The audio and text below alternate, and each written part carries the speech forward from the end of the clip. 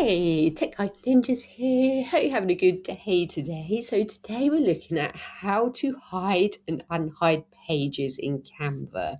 So why might you want to hide pages?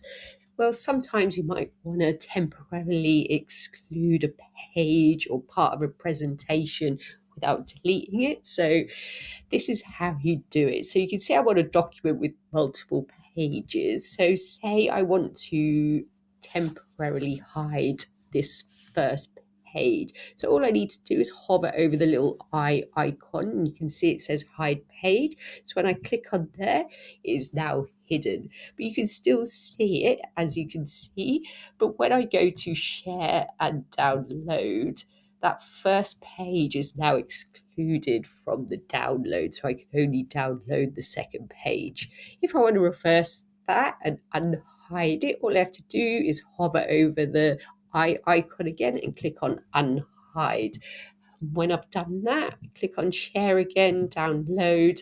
I now have the option to download both pages. So that's it for today. I hope that was helpful. Please like the video and subscribe. I will see you soon.